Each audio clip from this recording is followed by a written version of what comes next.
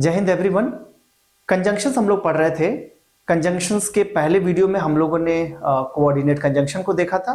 आज हमें देखना है सबऑर्डिनेट कंजंक्शन और फिर हमें देखना है कोरिलेटिव कंजंक्शन। और इसके साथ साथ हम लोग ये भी देखेंगे कि कोऑर्डिनेट कंजंक्शन और सबऑर्डिनेट कंजंक्शंस को प्लेस कहाँ पे करते हैं। इसका मतलब ये हुआ कि उनकी पोजीशन कहाँ पे होगी, क्योंकि हमें पता है कि हर एक पार्ट्स ऑफ स्पीच की अपनी एक पोजीशन होती है, उनको कहाँ पे यूज करना चाहिए। ठीक है, तो यहां पर भी इनकी पोजीशन होगी, कंजंक्शन की भी पोजीशन होगी। तो कंजंक्शन की पोजीशन और दूसरी चीज हम लोग देखेंगे सबऑर्डिनेट और कोरिलेटिव कंजंक्शन। कोऑर्डिनेट कंजंक्शन में हम लोगों ने देखा था कि ये दो इंडिपेंडेंट क्लॉज को जोड़ने का काम करते हैं, लेकिन सबऑर्डिनेट क्लॉज जो होते हैं वो बिल्कुल इनसे अलग होते हैं। सबऑर्डिनेट कंजंक्शन में एक इंडिपेंडेंट क्लॉज होता है, जबकि दूसरा इसमें डिपेंडेंट क्लॉज होता है। ये सब सारी चीजों को हम लोगों ने देख लिया था। रिकैपिचुलेट मैं करा देता हूं इसको। ठीक है, जो कोऑर्डिनेट कंजंक्शन हमने देखा था तो इसमें मैंने बताया था कि इसमें जो वर्ड्स हैं वो फैन बॉयज वर्ड्स से आप याद कर सकते हो। फैन बॉयज वर्ड्स याद आ रही चीजें, fan boys words, fan boys.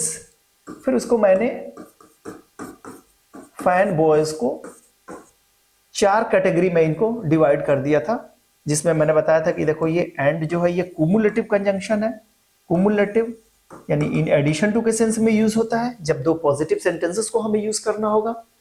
But और येट ये जो मैंने बताया था ये एडवर्सेटिव कंजंक्शन है, यानी कि दो सेंटेंसेस के बीच में जब हमें एडवर्स रिएक्शन दिखाना होगा, एडवर्स सिचुएशन को दिखाना होगा, तो बट और येट को हम यूज कर लेंगे। ठीक है, फिर और नॉर यहां पे जो है ये ऑल्टरनेटिव कंजंक्शन है, जब हमें ऑप्शंस दिखाने होंगे ऑल्टरनेटिव कंजंक्शन को हम यूज कर लेंगे। फिर यहाँ पे फॉर और सो हम यूज कर लेंगे। यहाँ पे फॉर और सो ये है इलेटिव कंजंक्शन, जो रीजन या रिजल्ट को दिखाने के लिए हमने यूज किया था। ठीक है, अगर ये चीजें पता है तो बिल्कुल आसानी से कोऑर्डिनेट कंजंक्शन यूज कर लेंगे। अच्छा, कोऑर्डिनेट कंजंक्शन की हम लोगों ने पोजीशन की बात नहीं की थी। इनकी जो पोजीशन होती है कोऑर्डिनेट कंजंक्शन की, कोऑर्डिनेट कंजंक्शन हमेशा mid of the sentences use किए जाते हैं। अब मिड ऑफ द सेंटेंस का मतलब ये मत समझ लीजिएगा कि हमें क्या करना है, देखना है यहाँ पे 1 सेंटीमीटर या 5 सेंटीमीटर, 10 सेंटीमीटर इधर है, 10 सेंटीमीटर ये मिड का होता है। नहीं, मिड का मतलब होता है जहां पे चीजें जोड़नी है। ठीक है, जैसे हमने बताया कि सेम रैंक के स्ट्रक्चर को जोड़ना है, तो अगर वर्ड को वर्ड से जोड़ रहा है तो एक वर्ड और दूसरे वर्ड के बीच में आप यूज करिए। क्लॉजेस को जोड़ रहा है तो दो, एक क्लॉजेस हो गया सब्जेक्ट वर्ब, दूसरा क्लॉज हो गया, उनके मिड में यूज करिए। फ्रेजेस यूज करना है तो वन फ्रेजेस और सेकंड फ्रेजेस के मिड में यूज करिए। तो हमेशा इनकी पोजीशन जो होती है ना मिड में ही होती है, ये पहले नहीं आ सकते। ठीक है, जैसे अगर मैंने कहा आई वॉज इल,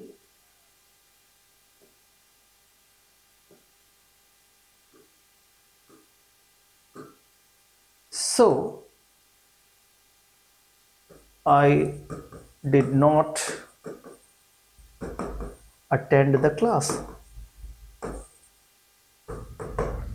तो यहां पे ये जो क्लास अटेंड ना करने का जो रीजन था ये था आई वॉज इल। ठीक है, या यूं कहें कि ये एक तरीके से एक रीजन था और दूसरा ये जो था एक रिजल्ट आ गया। ठीक है, आपने यहां पे सो यूज कर लिया। ये कोऑर्डिनेट कंजंक्शन है और कोऑर्डिनेट कंजंक्शन से पहले आप यहां पे कॉमा लगा सकते हैं, ये पंक्चुएशन का यूज कर सकते हैं। इस सेंटेंस को आप ऐसे नहीं लिख सकते, आप इसको पहले लगा के नहीं यूज कर सकते। So I did not attend the class I was ill, ये गलत सेंटेंस हो जाएगा, गलत सेंटेंस होगा और ये रॉन्ग वे ऑफ राइटिंग है। आप इस तरीके से नहीं यूज कर सकते। तो कोऑर्डिनेट कंजंक्शन हमेशा मिड में यूज करते हैं और मिड में यूज करने से पहले आप यहां पे क्या कर सकते हैं, कॉमा यूज कर सकते हैं। ठीक है, दो इंडिपेंडेंट क्लॉज को जोड़ने का काम करेगा, मिड में यूज होगा, पहले इनको यूज नहीं कर पाएंगे। इनको यूज करने से पहले आप क्या कर सकते हैं, एक पंक्चुएशन, एक कॉमा यूज कर सकते हैं। ये थी हमारी कोऑर्डिनेट कंजंक्शन। ठीक है ना। सबऑर्डिनेट कंजंक्शन में क्या है, सबऑर्डिनेट कंजंक्शन, सबऑर्डिनेट कंजंक्शन में हम एक इंडिपेंडेंट क्लॉज और दूसरा सबऑर्डिनेट क्लॉज को हम जोड़ते हैं। सबऑर्डिनेट क्लॉज, सबऑर्डिनेट जो क्लॉज होता है ना वो हमेशा डिपेंडेंट होता है। डिपेंडेंट का मतलब क्या? जो दूसरे के ऊपर डिपेंडेंट रहे। यहां पे डिपेंडेंट होने का मतलब ये अपनी मीनिंग खुद नहीं निकाल सकता जब तक ये इंडिपेंडेंट क्लॉज से मिल ना जाए। ये होते हैं डिपेंडेंट क्लॉज की या सबऑर्डिनेट क्लॉज की मीनिंग। सबऑर्डिनेट क्लॉज अब उनको बोलेंगे जिनकी खुद की मीनिंग ना हो। ये जब तक इंडिपेंडेंट क्लॉज से मिलेंगे नहीं तब तक ये अपनी मीनिंग खुद नहीं दे सकते। अच्छा, इसीलिए जब भी हम इस तरीके के दो क्लॉजेस को जब हम मिलाते हैं तो हमारा जो सेंटेंस जो बनता है वो हमारा कॉम्प्लेक्स सेंटेंस बनता है। ध्यान रखिए, सिंपल, कंपाउंड, कॉम्प्लेक्स में इन्हीं चीजों को ध्यान में रखा जाता है कि जब हम एक इंडिपेंडेंट क्लॉज और दूसरा सबऑर्डिनेट क्लॉज या डिपेंडेंट क्लॉज को जब हम ऐड करते हैं तो हमारा कॉम्प्लेक्स सेंटेंस बनता है। अब यहाँ पे सवाल ये पैदा होता है कि सबऑर्डिनेट कंजंक्शन को हम पहचानेंगे कैसे? तो बिल्कुल सिंपल है, फैन बॉयज वर्ड्स को अलग करो, इनके अलावा जितने भी कंजंक्शन होंगे वो सारे सबऑर्डिनेट कंजंक्शन की कैटेगरी में आएंगे। और सबऑर्डिनेट कंजंक्शन जो हमेशा जो क्लॉज का फॉर्मेशन करेगा वो सबऑर्डिनेट क्लॉज होगा। ठीक है, यानी सबऑर्डिनेट कंजंक्शन से बनने वाला क्लॉज जो होगा वो सबऑर्डिनेट क्लॉज होगा, या उसको सबऑर्डिनेट क्लॉज कहिए या उसको डिपेंडेंट क्लॉज कहिए। ठीक है, इंडिपेंडेंट क्लॉज का मतलब वो बिना कंजंक्शन के आएगा, वो अपनी मीनिंग खुद दे देगा। ठीक है, ये सारी चीजें हैं, यहां पे आप पढ़ लेंगे। सबऑर्डिनेट कंजंक्शन होते क्या है? Conjunctions that connect a dependent clause to an independent clause are called subordinate conjunctions. Some common subordinate conjunctions are while, or, because, since, until, although, even though, as soon as, and so that। ये सारे subordinate conjunction है। इन्हीं सारे के uses को हमें ध्यान में रखना है। हम इनमें से कुछ वर्ड्स के बारे में ही डिस्कस करेंगे। ठीक है, क्योंकि यहां पे एकेडमिक लेवल पे थोड़ी सी चीजों की, यानी कि आप इस वर्ड को सिर्फ कैसे यूज कर पाएंगे बस आपको इनको देखना है। नेक्स्ट जो हमारी वीडियो आएगी हम एडवांस लेवल की उसमें ग्रामर के डिस्कशन करेंगे। एडवांस लेवल की ग्रामर में ऐसा कुछ नहीं है कि इससे बियॉन्ड जाकर पढ़ना है, चीजें यही रहेंगी लेकिन उनके तरीके बदल जाएंगे। उनको एक वर्ड को हम कितने डिफरेंट तरीके से हम यूज कर सकते हैं ये वहां पे देखेंगे, वही एडवांस लेवल की ग्रामर होती है। इसमें कुछ ऐसा वैसा नहीं है, कोई हाई फाई चीजें नहीं है कि जो कहीं अलग से उतर के आएगा। ग्रामर चीजें यही है, बेसिक्स क्लियर है तो एडवांस लेवल की पढ़ाई मैंने कहा था कि चीजें आसान हो जाएंगी। ठीक है, इन चीजों को ध्यान में रखिएगा। जैसे अब यहाँ पे देखिए क्या लिखा हुआ है, यहां पे बस आपको ये जानना है कि ये सो दैट जो यूज हुआ है वो क्यों हुआ है। ठीक है ना, ये कंजंक्शन जो हमने यूज किया क्यों यूज किया है, कि इनके अलावा कोई दूसरा कंजंक्शन हमने क्यों नहीं यूज कर दिया। ठीक है, यहां पे देखो वी स्टार्टेड अर्ली, एक सेंटेंस ये रखो, इनको अभी रहने दो, इनको समझो कि यहाँ पे फिल इन द ब्लैंक्स है। यहां पे समझिए we could avoid the rush hour traffic. अब इन दोनों सेंटेंसेस में रिलेशनशिप को देखिए और देखिए कि इनमें से कौन सा वर्ड है, क्योंकि ऑप्शंस दिए रहेंगे तो ऑप्शंस में से कौन सा ऐसा ऑप्शन है जो इनके बीच के रिलेशंस को सही तरीके से क्या करता है, मीनिंगफुल बना देता है। ठीक है, वी स्टार्टेड अर्ली, हमने शुरू कर दिया। क्या शुरू कर दिया? कोई भी जर्नी हो, कोई भी काम शुरू कर दिया, वी स्टार्टेड अर्ली। तो यहां पे क्या हुआ, we could avoid the rush hour traffic. इनके ये अवॉइड करने के पीछे, यानी कि ये ट्रैफिक हमें ना मिले इसलिए हमने क्या किया था, ये स्टार्टेड अर्ली, हमने पहले अपनी जर्नी शुरू कर दी थी। यानी कि ये सो दैट हमने यूज किया इसलिए क्योंकि हमें पर्पस बताना था कि यहां पे ये रश आवर के ट्रैफिक को हमें अवॉइड करने के लिए ये चीज हमें करना पड़ा, वी स्टार्टेड अर्ली। ठीक है, तो सो दैट जो हम यूज करते हैं ना वो यूज करते हैं किस चीज के लिए, किसी पर्पस को दिखाने के लिए कि ये जो हमारा पर्पस था इस पर्पस को फुलफिल करने के लिए हमने ये किया। ठीक है, समझ में आ रही बात? यहां पे देखिए आई could not write my exams. अब देखो यहां पे सिंस जो है ना, यहां पे ये रीजन बता रहा है, I could not write my exams, why? Because I fail इन।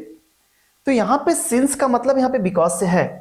ठीक है ना, ये रीजन को दिखाने के लिए हमें यूज होता है, हमें रीजन ही तो देना है, why I could not write my exams.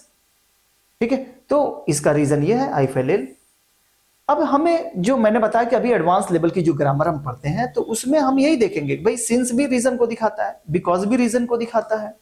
ठीक है, बिकॉज भी रीजन को दिखाता है, एज भी रीजन को दिखाता है, फॉर भी रीजन को दिखाता है। तो इनमें से कौन सा वर्ड किस किस कंडीशन में यूज होगा, बस यही चीजें आपके एडवांस लेवल की ग्रामर में जाएंगी और सब सारी चीजें सेम है। ठीक है।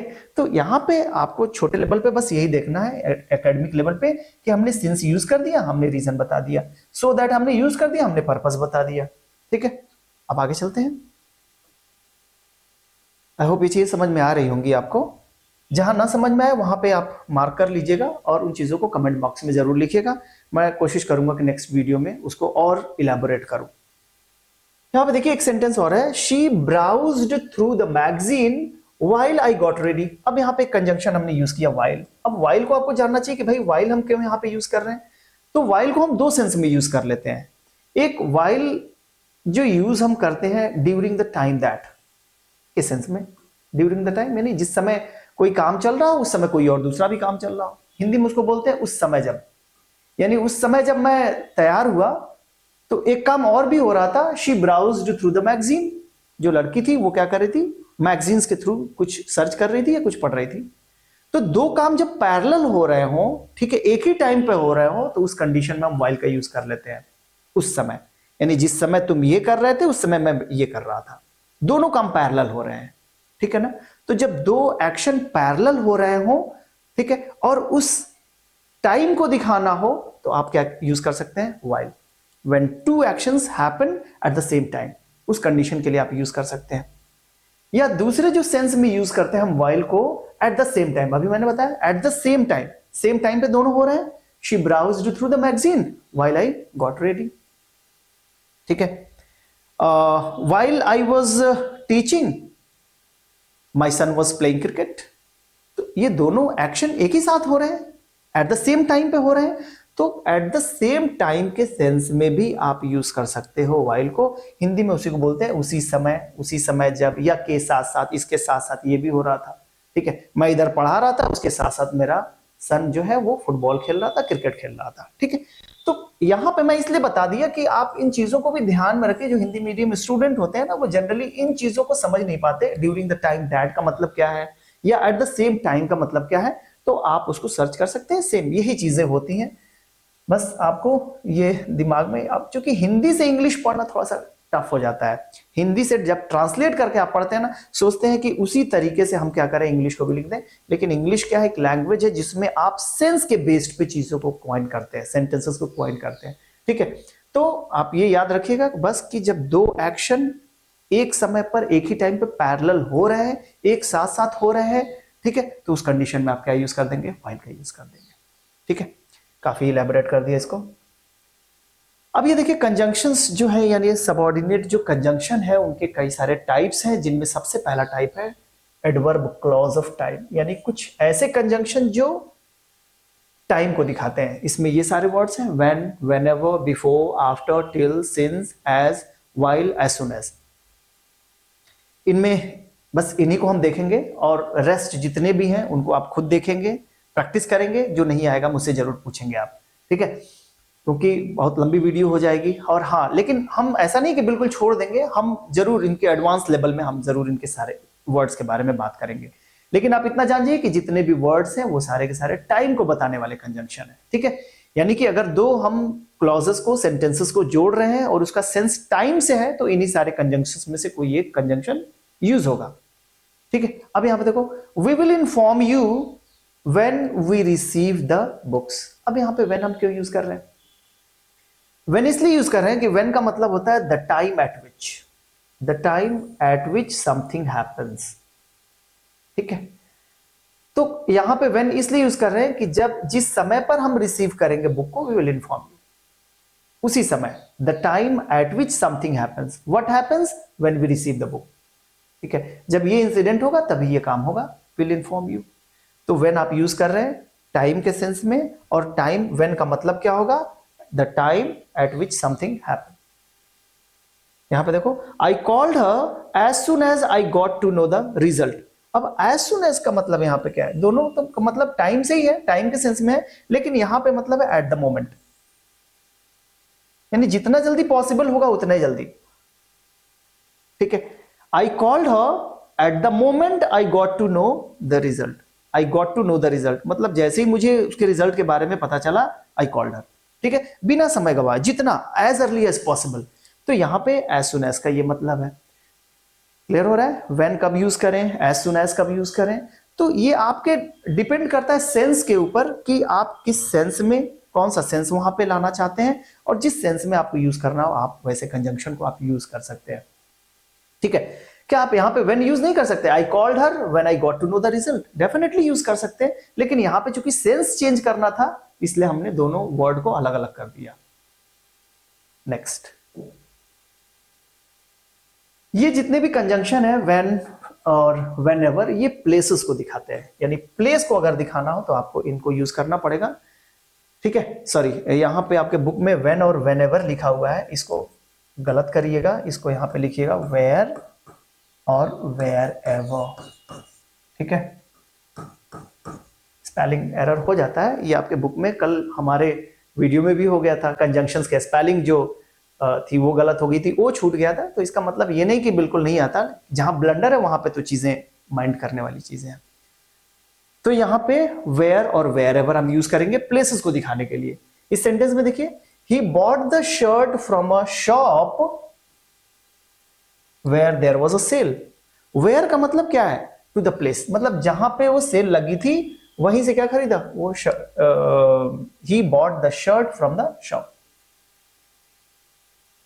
उसी जगह पे, टू द प्लेस, उसी प्लेस से, इन और टू द प्लेस के सेंस में आप यूज कर सकते हैं वेयर, हिंदी में यूज करते हैं जहां। ठीक है, I bought the shirt from a shop where there was a sale, जहां सेल लगी थी वहीं से, उसी शॉप से ये शर्ट मैंने खरीदा। तो वेयर यूज कर सकते हैं आप प्लेस के लिए, किसी प्लेस को दिखाने के लिए। वेयर एवर कब यूज करते हैं? वो किसी भी प्लेसेस के लिए यूज करते हैं, या इन ऑल द प्लेसेस के लिए यूज कर सकते हैं, या एनी प्लेसेस के सेंस में हम यूज कर सकते हैं। ठीक है, एक वोडाफोन का बहुत अच्छा एक स्लोगन था, wherever you goes the network follows, wherever you go the network follows. तो ये भी वेयर एवर का मतलब क्या? In any places. ठीक है, या ऑल द प्लेसेस, जहां कहीं भी आप जाओ ये नेटवर्क तुम्हें फॉलो करेगा। तो यहां पे जो सेंटेंस है आप देखो, you will find people of Indian origin wherever you go in the world. तो wherever you go in the world means what? In any places, किसी दुनिया के किसी भी प्लेसेस में चले जाओ वहां पे इंडियन ओरिजिन के लोगों को तुम फाइंड कर सकते हो। ठीक है, तो यहां पे किसी पर्टिकुलर प्लेस से नहीं मतलब है, यहां पे ऑल द प्लेसेस या किसी भी प्लेस से मतलब है वेयर एवर, और ये वेयर जो है किसी पर्टिकुलर प्लेस से मतलब है। ठीक है, इस सेंस में आप यूज कर सकते हैं इन दोनों वर्ड्स को। यहां पे देखिए, ये पर्पस को दिखाने के लिए कुछ कंजंक्शन है, जिसमें आप सो दैट यूज कर सकते हो, दैट यूज कर सकते हो और लेस्ट यूज कर सकते हो। ठीक है, एडवांस लेवल की ग्रामर में सो के साथ so dash that, so that और सो डैश दैट, क्या अंतर होता है इसमें हम लोग देखेंगे जरूर। ठीक है, फॉर द टाइम बीइंग के लिए ये चीज देख लेते हैं, एकेडमिक ग्रामर।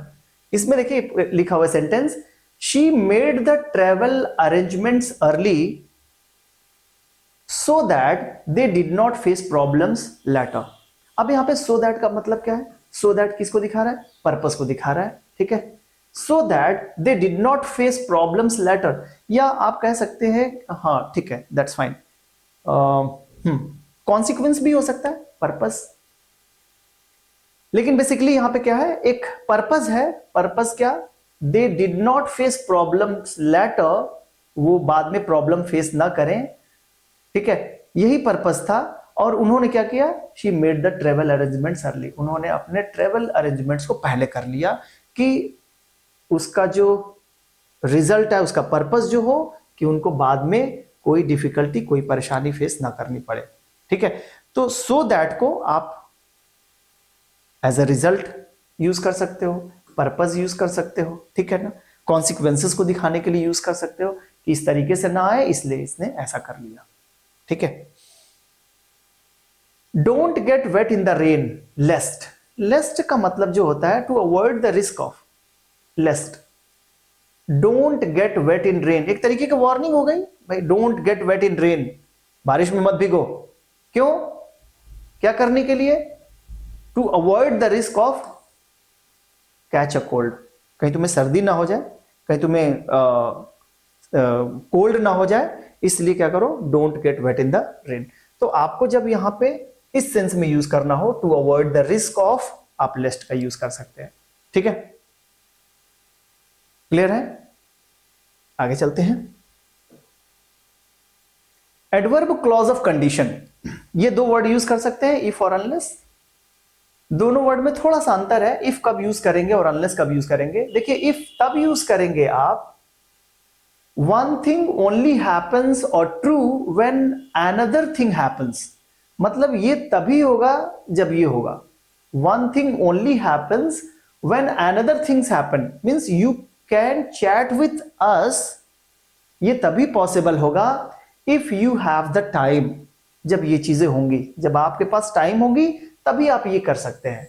तो इफ एक कंडीशन को दिखाने के लिए यूज कर रहे हैं, इफ इस सेंस में यूज कर रहे हैं कि अगर आपके पास टाइम होगा तभी आप हमसे क्या कर सकते हैं, चैट कर सकते हैं, अगर नहीं होगा तो पॉसिबल नहीं है। ठीक है, तो वन थिंग हैपन्स और true when another things happen, तो इफ इस सेंस में यूज कर सकते हैं। अनलेस कब यूज करेंगे? अनलेस जो यूज करते हैं इफ नॉट के सेंस में यूज होता है। हिंदी में बोलते हैं अगर नहीं, यदि नहीं, इस तरीके के सेंस में आप यूज कर सकते हैं। जैसे कह रहे हैं, your assignment will not be graded unless you submit it on time, यानी जब तक आप ऐसा नहीं करेंगे, सबमिट नहीं करेंगे टाइम पे, your assignment will not be graded. ठीक है, तो ये एक निगेटिव सेंस में यूज होने वाला वर्ड है और इसीलिए इनके साथ दूसरे निगेटिव वर्ड्स यूज नहीं किए जाते। यानी इस सेंटेंस को आप ऐसे नहीं लिख सकते थे, your assignment will not be graded unless you do not submit on time. ठीक है, बिकॉज इसमें ऑलरेडी एक नॉट निगेटिव सेंस भरा हुआ है, यदि नहीं।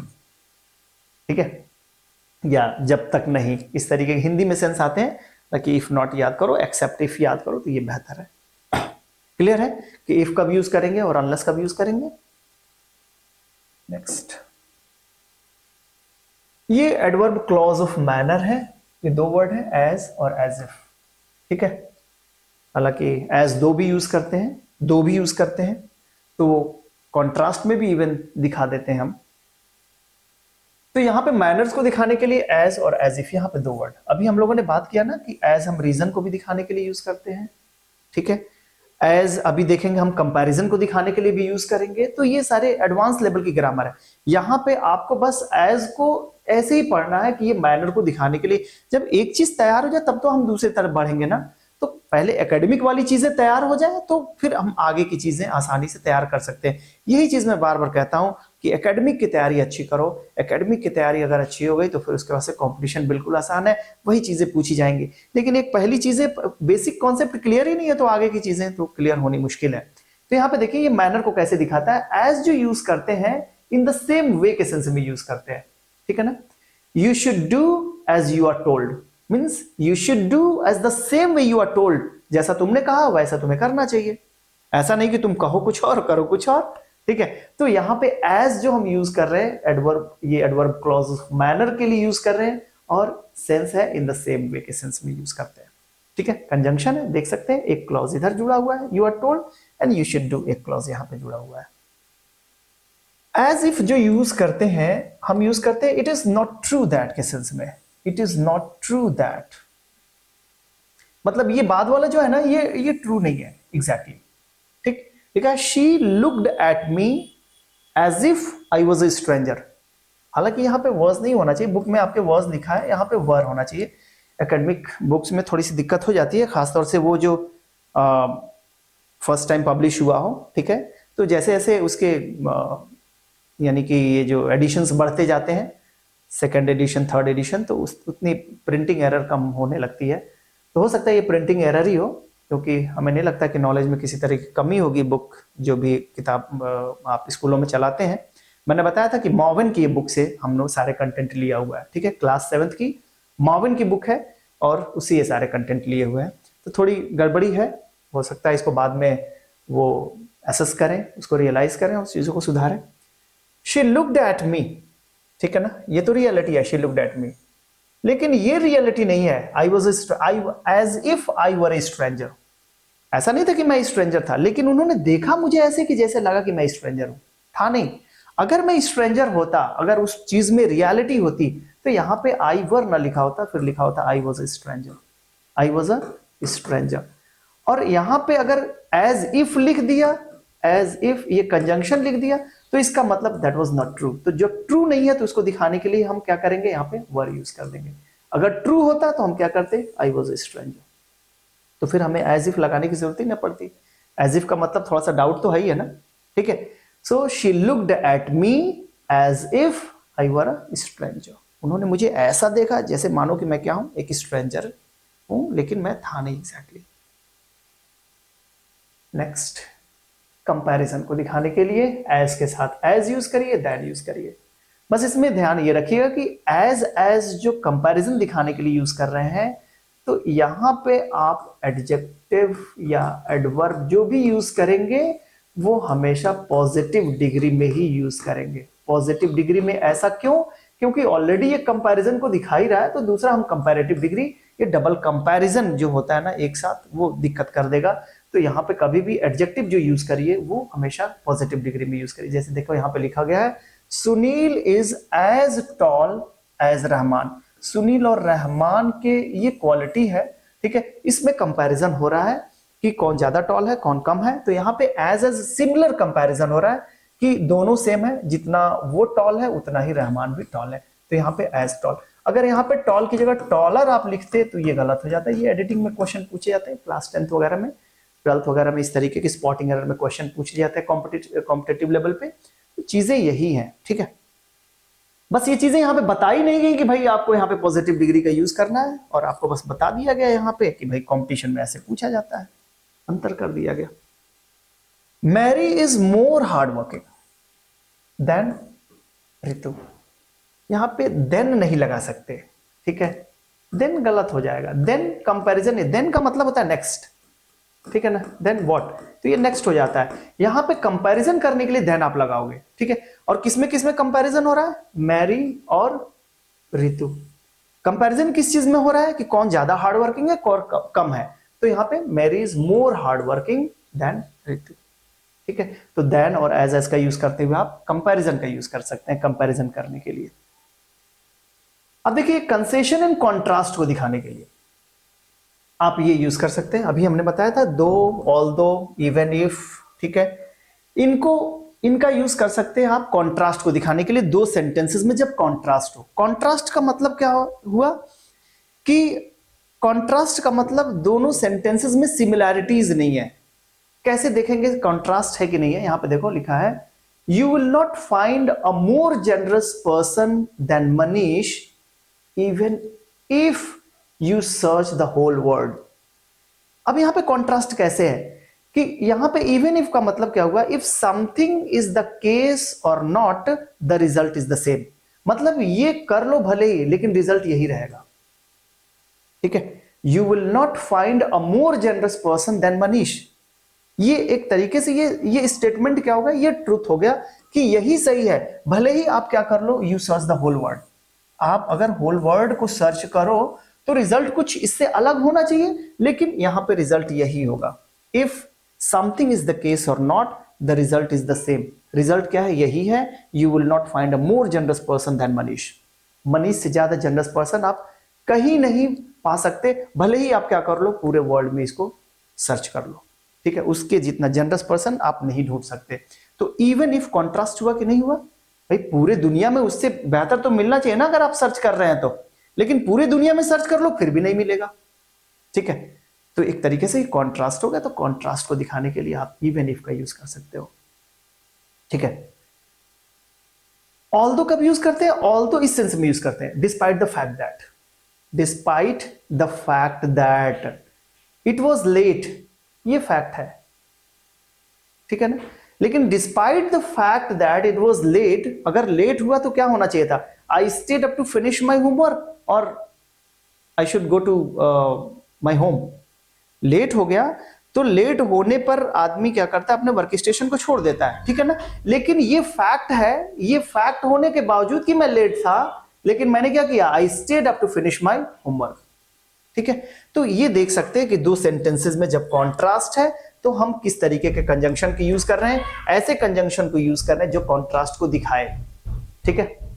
कोई दिक्कत तो नहीं आ रही है, गुड, ठीक है, ये दिक्कत नहीं होनी चाहिए। अब यहां पे देखो एक सेंटेंस मैंने यहां पे लिखा है, even if you take taxi you will still miss your train, ये चीजें, ये फैक्ट है, ठीक है ना, you will miss your train, ठीक है, ये चीजें सही है। Even if you take a taxi, भले ही ये चीजें टैक्सी ले लो लेकिन तुम इसको जरूर मिस करोगे। तो यहां पे इवन इफ का मतलब क्या है, if something is the case और not the result is the same, ये रिजल्ट ये सेम रहेगा भले ही आप टैक्सी ले लो, ठीक है। तो जब भी कॉन्ट्रास्ट दिखाना हो तो आप इवन इफ का यूज कर दीजिए, ऑल्दो का यूज कर दीजिए, दो का यूज कर दीजिए, ठीक है। ये सेंटेंसेस में ये कंजंक्शन के रूप में आप यूज कर सकते हो कॉन्ट्रास्ट को दिखाने के लिए।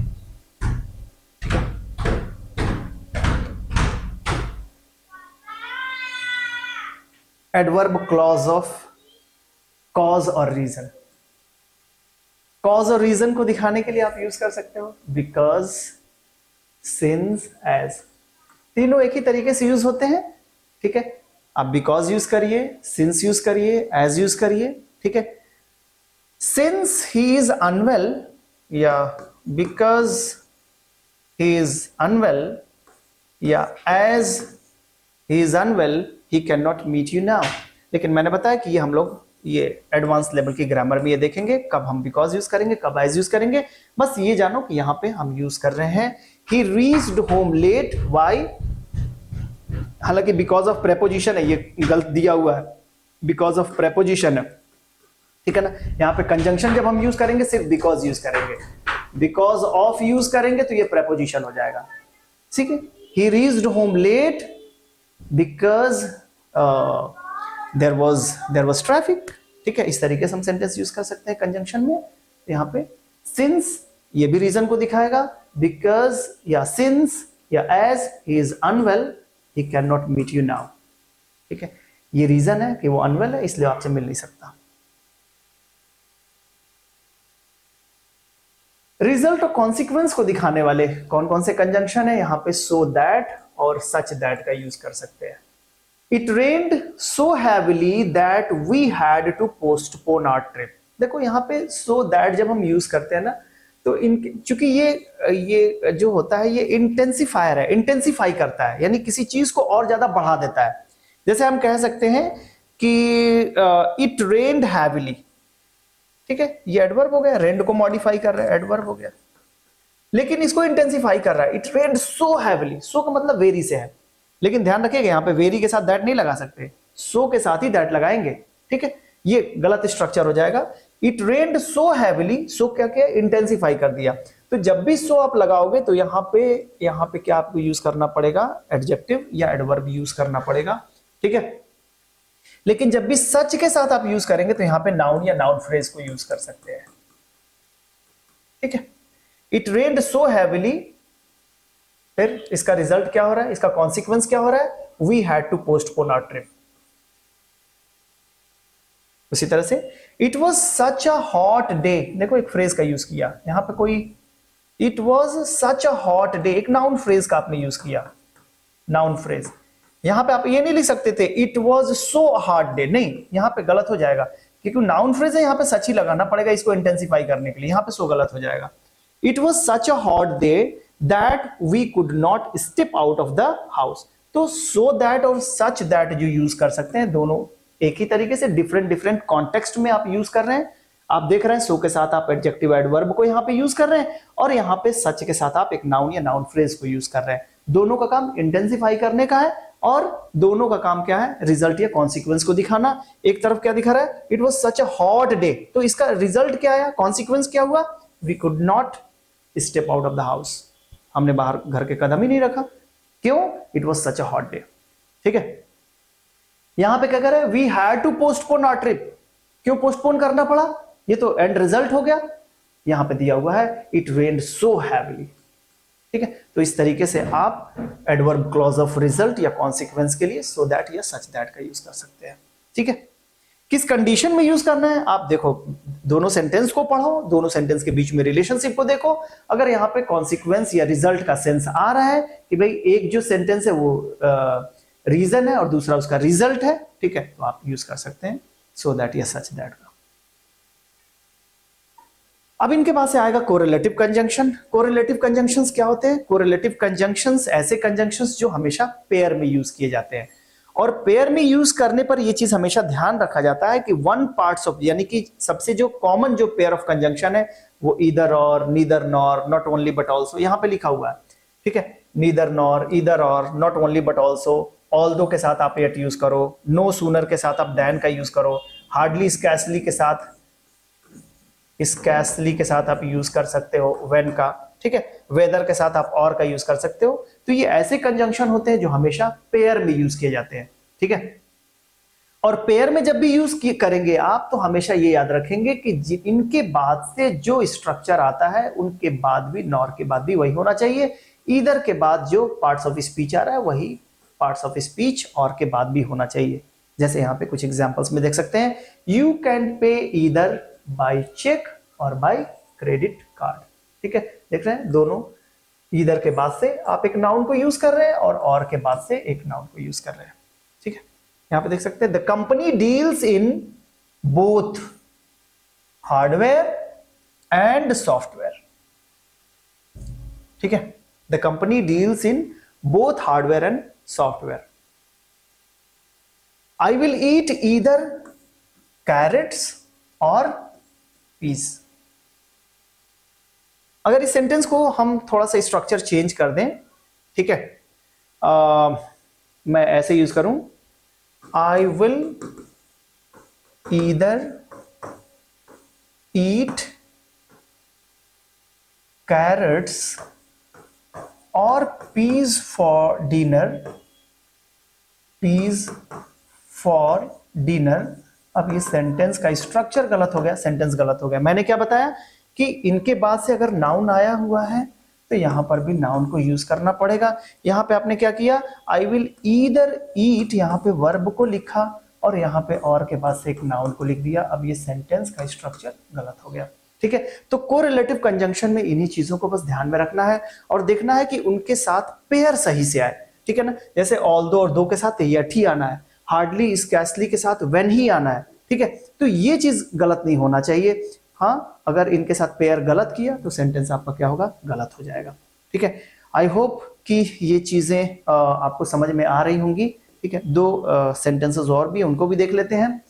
Natalie likes neither milk nor cream, ठीक है। सेंटेंस सही होगा, ना तो वो मिल्क पसंद करती है और ना ही वो क्रीम पसंद करती है, क्रीम की। फिर यहां पर देखिए, Clara wants not only money but also fame, ठीक है ना।